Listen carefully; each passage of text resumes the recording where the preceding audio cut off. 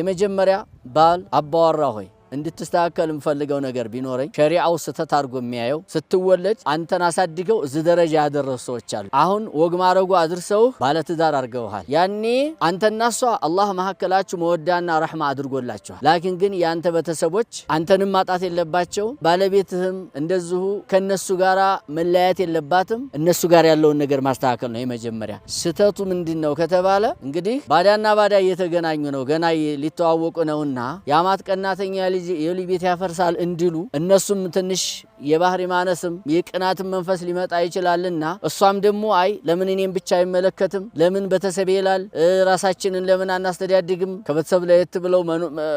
ማደግ ትፈልጋለች እዚህ መሃል አንተ የእናት አባትንና የሚስትህን ጉዳይ ማኔጅ እንድታረግ ነው አደራምለው ስተት አለ እዚህ ላይ ምንድነው ተሷ በኩል ተወግንና የመጀመሪያ ማወራው እሱ ነው በተለይ ገና ሙሽራነ ከሷ ጋራ ገና ፍቅሩ አለ አልደበዘዘም በተሰብ አውቀም ሊሆን ይችላል ሳይውቅም ሊሆን ይችላል ተሳስተውም ሊሆን ይችላል የዛን ሰዓት አንተ እናትና አባቴ ከኔ ተነጥለው አንቺ ጋር ብቻ ልኑር እንደፈለጋቸው ብለህ እንዲያጠላቸውና እዚህ ላይ ያለ ሙሽኪላ ልትፈታ እነሱ ለማቀራረብ መሞከር በጣም ባንተ ላይ ያለ ግዴታ ነው እሷን ይዘህ እነሱን ጥልህ አይሆንም ዱንያህም ይጠፋል አኺራህም ይጠፋብሃል ዱንያም ላይ ነብዩ አለይሂ ሰላቱ ወሰለም እንደነገሩን የትኛውም ወንጀል አኺራት የሚደለብለት ቅጣት ጋር ዱንያ ላይ የሚቻኳልለት የለም በሰው ላይ ድንበር እንደማለፍና ዝምድና እንደመቁረጥ ብለዋል ነብዩ አለይሂ ሰላም ተዝምድና ደግሞ የእናት አባት ጉዳይ ትልቅ ነውና እዚህም ዱንያ ላይ አንተ ትልቅ ችግር ላይ ልትወርቅ ትችላለህና ዛሬ ነገ አንተም እንደዚሁ አማት ትሆናለህ እንደዚሁ